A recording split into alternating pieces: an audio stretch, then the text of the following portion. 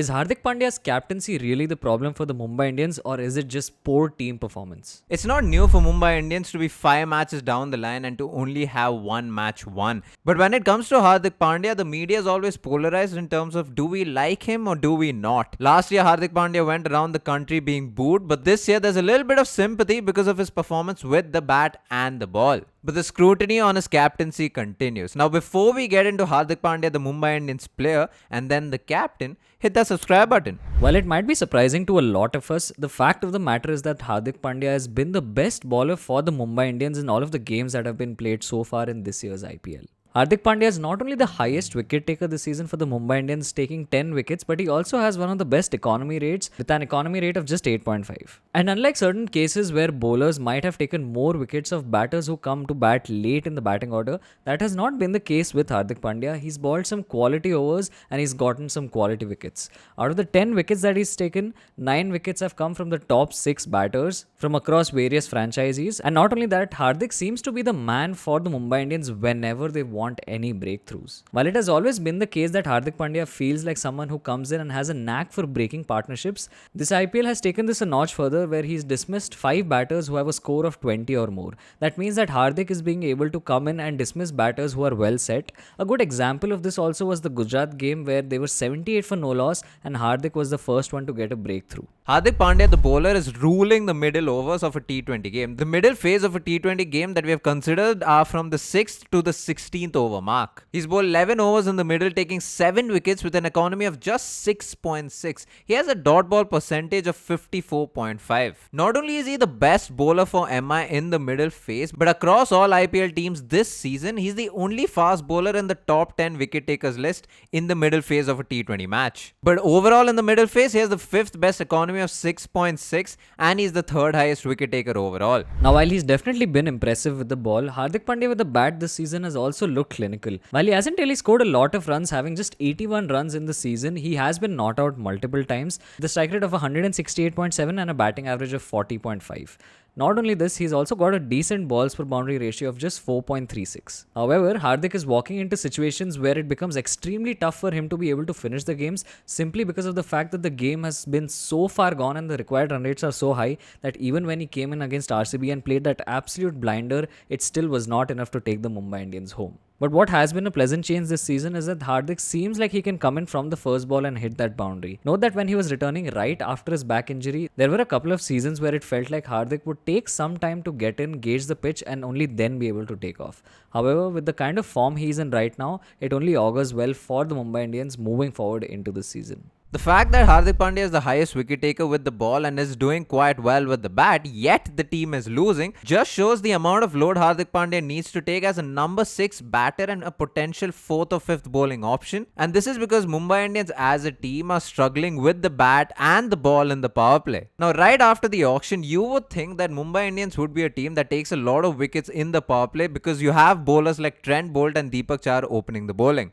Trent Bolt being the highest wicket taker in the power play last year, and Deepak Chahar being a seasoned campaigner who can swing the ball both ways. But this season has been a disappointment for both of them. With 21 overs that they have bowled in the power play, they have only taken 5 wickets with an economy of 9.7. Mind you, the game against KKR, by the end of the power play, they did take those 4 wickets, which means in the rest 4 matches, they've only taken 1 wicket in the power play. One of the main reasons why Deepak Chahar as well as Trent Bolt have seemed to struggle up front is because they haven't been able to get the kind of swing that we usually know them to get. With something like swing, especially, you're always as a fast bowler looking to pitch the ball up, and what is happening in the case of Trent Bolt and Deepak Chahar is when they're not getting that swing up front, they're not able to vary their lines and lengths. Their lengths are something that they can more importantly look at and also learn from Hardik Pandya. If you look at Hardik Pandya's pitch map, in the 10 wickets that he's gotten, a majority of them have come off good length or back of a length deliveries, and this is because of the fact that most of these pitches have not been able to produce much swing. What this means is that Hardik Pandya has come back to using his hit the deck deliveries and using the cutters that are getting the batsmen in difficult situations and making them hit towards the squares and the longer boundaries. Another big problem for the Mumbai Indians is that Mitchell Santner has also not been able to step up and also not been used as much with the ball. Mitchell Santner has played all 5 matches thus far but has only got 1 wicket to show for it. Not only that, he's also been expensive, going at 9.2 runs to the over. Now, if you go from the problems that the Mumbai Indians have with the ball to the bat, you would realize that the problem just magnifies. If you look at Mumbai Indians with the bat in the power play against the opposition, you will realize except for KKR, they've not only scored less than the opposition but conceded more wickets than the opposition in every game thus far. While they do score enough runs by the end of 6 overs, on average they lose about 2 wickets. And this is where we come to the main problem in the batting order, and that's the top of the order for the Mumbai Indians. If you look at the 3 openers that they have tried so far, that is Rohit Sharma, Ryan Rickelton and Will Jacks. Ryan Rickelton averages 27 with a strike rate of 150. He did play a decent knock against KKR, scoring 62 runs, but apart from that, he really hasn't scored a lot of runs. Rohit Sharma is having a dismal performance this IPL season with an average of 9.5 and a strike rate of 130. Whereas Will Jacks has an average of 13.5 and a strike rate of just 110. Now, if you look at Rohit Sharma, the opener, of course, he's getting a lot of criticism because of his low scores, but a lot of people are also calling for him being dropped from the team. Since 2021, in all T20 games, Rohit Sharma has an average of 27 with a strike rate of 140, which is decent enough. But then if you come to the IPL since 2021, you would realize that Rohit Sharma has never showed up. In all openers since 2021 with a minimum of 20 innings, Rohit Sharma has the 6th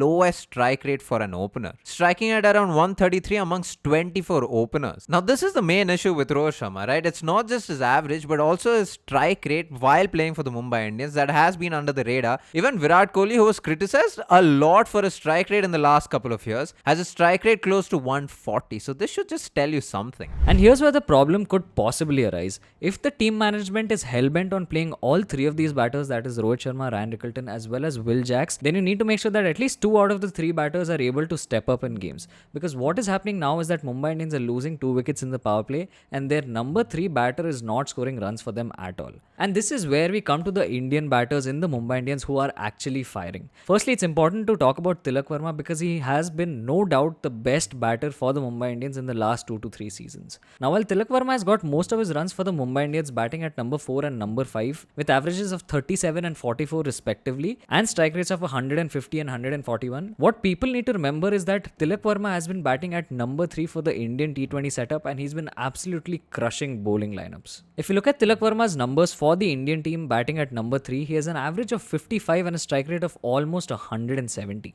Not only that, he's also got 2 centuries at the international level, and this just means that Tilak Verma is absolute quality. He's come of age. He is consistent, no doubt about it, but he also has a mature head on his shoulders.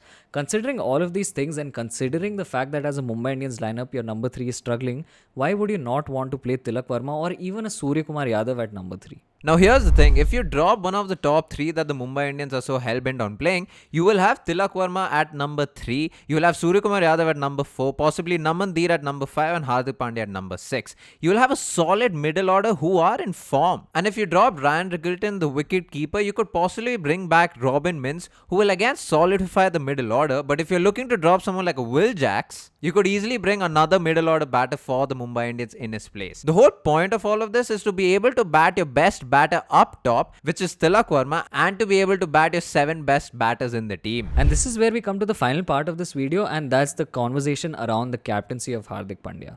Now, statistically speaking, Hardik Pandya is the worst captain to ever captain the Mumbai Indians. With just 5 wins and 13 losses and a win percentage of just 27.7, Hardik Pandya has struggled with the captaincy, but that's not to do only with how he's been able to manage the team, but also with how the team has performed itself. And here's the thing with Hardik, he has been bold in a lot of calls that he's taken. Some examples that stand out are Vignesh Puttur being dropped as soon as Hardik Pandya was back as the captain.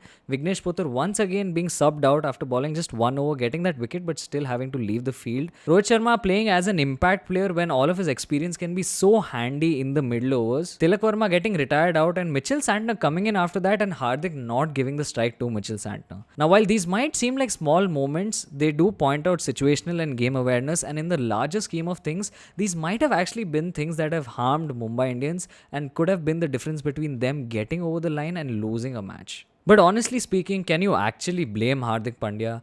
Every player in the Mumbai Indians squad has an assigned role, and when only 5 players are performing, the 5 batters in the middle that is, but your opening fast bowlers and your opening batters are struggling to put in any kind of contribution, how much will Hardik Pandya be able to do alone with that core?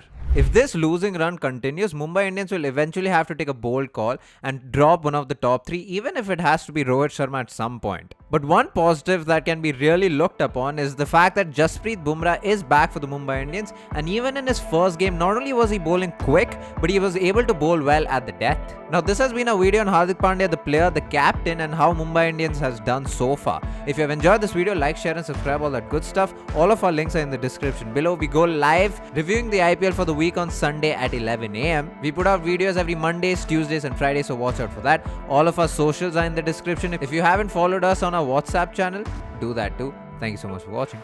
Peace.